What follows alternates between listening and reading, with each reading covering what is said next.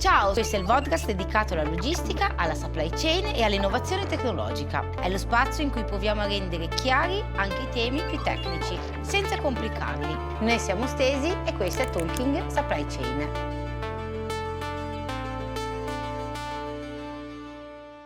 Oggi siamo qui con Alessio Pavan, direttore operativo di Stesi, e oggi vorremmo affrontare l'argomento dell'ottimizzazione del magazzino. Ci sono dei dati dove riportano che addirittura il 70% dei magazzini sono sprecati per chi non lo ha digitalizzato o non l'ha ottimizzato. Tu ti ritrovi in questo dato? Sì, sicuramente c'è un grosso dispendio probabilmente di energie, tempi e spazi, in tutte le situazioni dove non è stato fatto sia un'analisi di quelli che sono i bisogni e le necessità, i flussi logistici, e sia dove manca una digitalizzazione che poi aiuta, fondamentalmente, tutta la giostra, okay, tutta la parte logistica. Posso portare anche degli esempi su queste Certo. cose? Se pensiamo, a chi prepara, non so, semplicemente ti prepara il pacco di Amazon che ti deve consegnare, quindi chi prepara la spedizione, che deve girare per il magazzino alla ricerca del materiale perché non sa esattamente dove si trova, questo è un dispendio di tempo. Il fatto che arrivo convinto che ci sia il materiale per prenderlo e non lo trovo, okay, perché magari il mio collega prima gli è caduto, si è rotto, questo è un dispendio di tempo.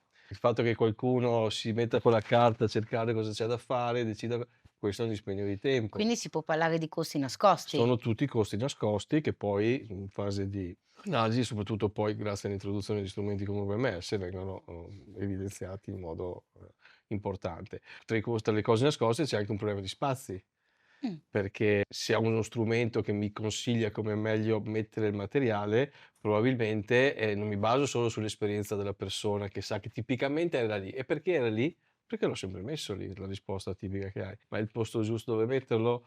Qualcuno ha fatto un'analisi se quel materiale è ad alta o bassa rotazione, che quindi è meglio posizionarlo vicino a un'area di precarico piuttosto che, quindi se mancano tutte queste basi, fondamentalmente queste cose, è chiaro che dietro ci sono tanti costi nascosti, in termini di tempo, in termini di spazi, in termini di affidabilità, perché ovviamente poi tutto questo a cosa porta? Non solo a costi nascosti, ma anche ad errori.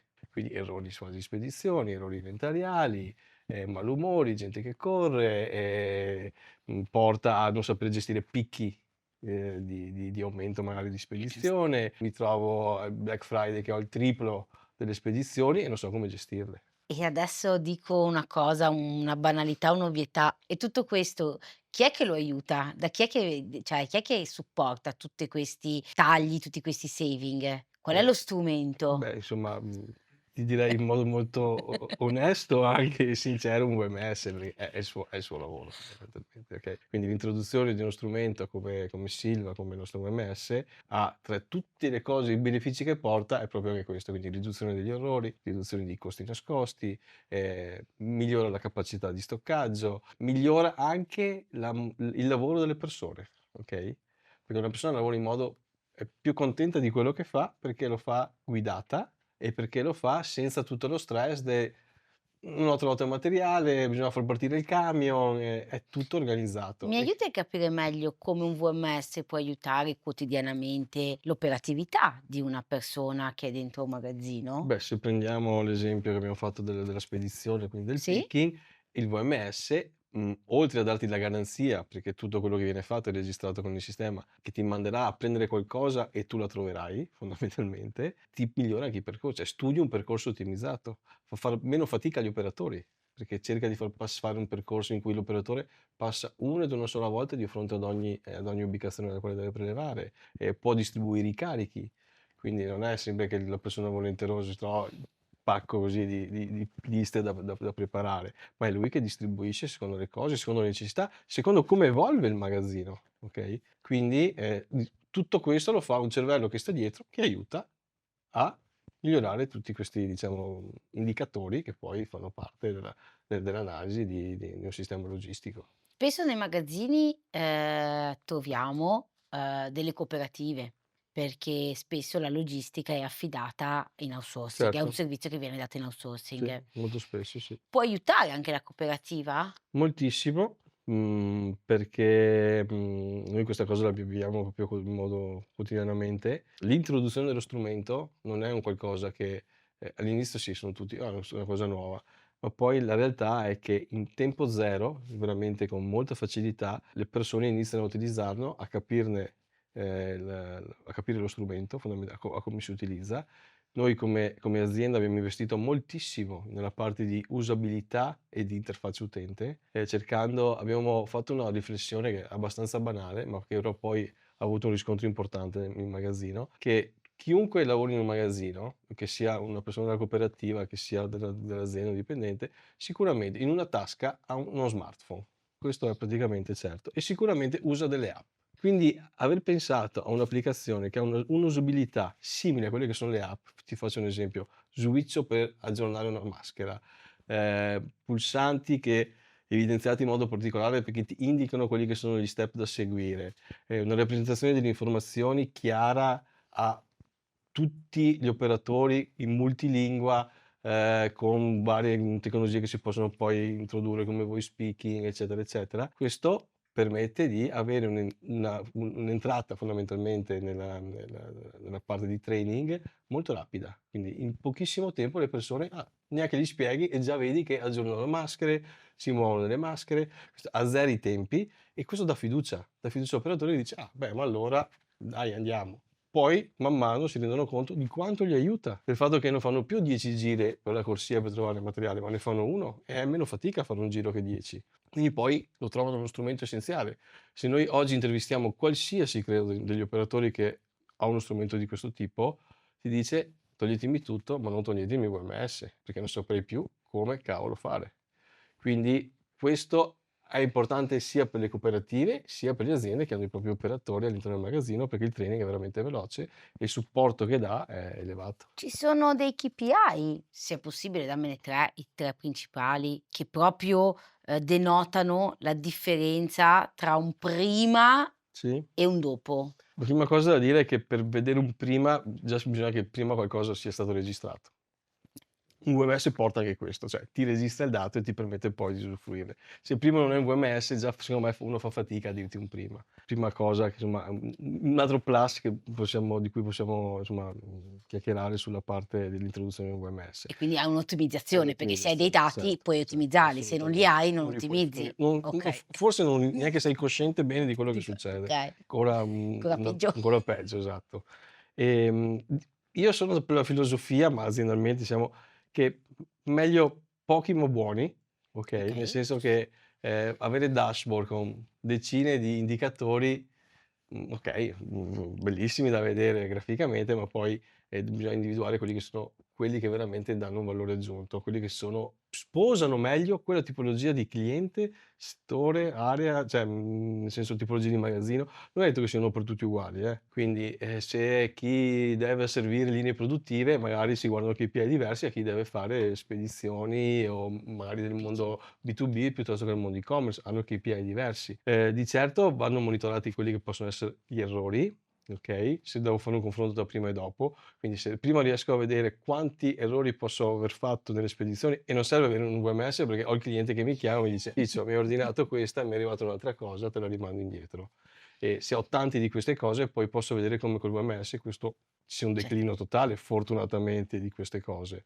L'altra cosa che posso iniziare a monitorare e che è importante monitorare, sono i tempi. I tempi in cui io preparo una spedizione, non tanto per dire una persona è lenta, una persona è veloce, ma per capire, visto che il processo di preparazione della spedizione non è solo prendo qualcosa, ma è prendo qualcosa, la confeziono, passo tra varie fasi, la imballo, la preparo, la carico sul camion, posso analizzare questi tempi attraverso dei KPI e capire magari dove è un collo di bottiglia, perché magari sono velocissimo a prendere materiale e ci metto tantissimo a imballarlo. Quindi probabilmente poi mi focalizzerò sulla parte di preparazione dell'imballo della merce e applicherò le azioni correttive e coi KPI monitorerò che questo trend sia inversamente proporzionale rispetto a quello che avevo analizzato fondamentalmente. In questo caso quindi diminuisco i tempi, sempre garantendo efficienza, sempre senza fare, non facendo errori. Poi altra cosa molto importante, che, più che un KPI è proprio un concetto che c'è a livello, VMS, è il concetto della tracciabilità. Nel senso, VMS traccia tutto e se lo caliamo in contesti come il mondo alimentare, cominciamo a parlare di lotti, cominciamo a parlare di dati di scadenza, cominciamo a parlare di shelf life e il VMS mi aiuta a far sì che il materiale non mi scada in casa, okay, e quindi spedire materiale con determinate logiche e rispettare quelli che sono anche i criteri del mondo della GDO che vi assicuro sono molto rigidi, e se non è uno strumento che ti aiuta diventa difficile poi poterli rispettare. E quindi fondamentalmente riduci anche gli sprechi, perché spedisco sempre il materiale che mi conviene spedire, okay?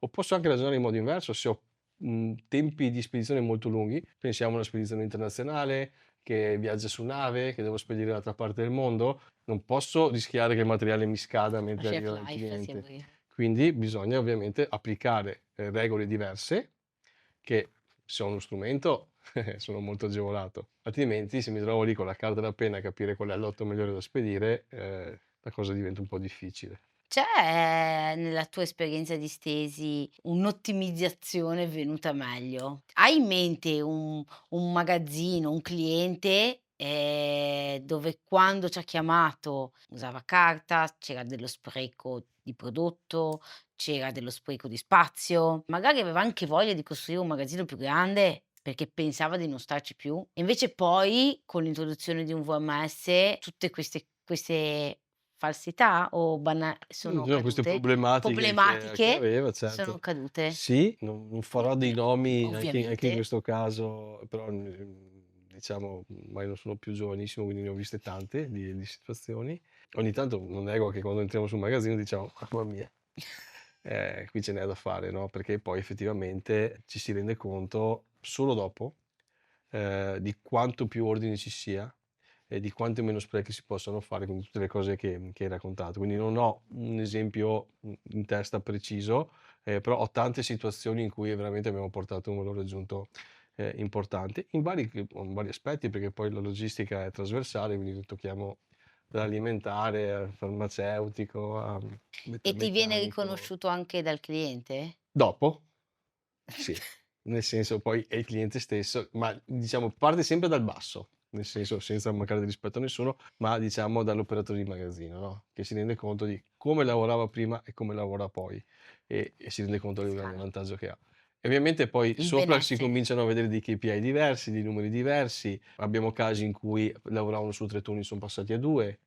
E questo è un grosso saving. Clienti che non si lamentano più perché la merce arriva in ritardo, clienti che non si lamentano perché la merce arriva sbagliata, quindi tutti questi indicatori poi alla fine, è evidente che e quindi poi ci viene effettivamente riconosciuto il vantaggio, dello strumento. Chiudo con una domanda. Mi hai parlato di ottimizzazione, mi hai parlato dell'ausilio di un sistema software Mh-mh. che è il VMS, ma se io, adotto tutte queste, misure e poi voglio differenziarmi o il mio business cresce, sono ingessata No. oppure il VMS m'aiuta a crescere o a differenziarmi in base alle mie volontà? Sì, diciamo con questa domanda hai centrato un altro dei grandi, diciamo, vantaggi dell'introduzione di uno strumento di questo tipo, che è la scalabilità. Quindi, con le stesse persone posso fare molti più volumi. Per i motivi che ho elencato prima, se ottimizzo significa che tipicamente guadagno tempo e quindi posso scalare, quindi se il mio business cresce, non devo rivedere completamente quello che sto facendo. Chi ha picchi di stagione, chi lavora per esempio, non so, sotto Natale hanno dei picchi o chi fa alimentare, non so, uovi di Pasqua, quando c'è Pasqua hanno picchi di cose e questo non significa che ci sono strumenti diversi perché su una stagione uso una cosa, su una stagione uso un'altra. È lo stesso strumento che si adatta, okay? Okay. E segue quello che è l'andamento e aiuta a far crescere il business dell'azienda, che è un'altra cosa importante, quindi tipicamente riducendone i costi, non aumentandoli. Quindi diciamo, se non sono 2 rette, ricavi e costi che viaggiano, aumentano i ricavi e diminuiscono i Esatto. costi, quindi, un valore aggiunto notevole direi. La supply chain ha ancora qualcosa da dire e noi di Stesi abbiamo tutta l'intenzione di dirlo. Ascoltateci.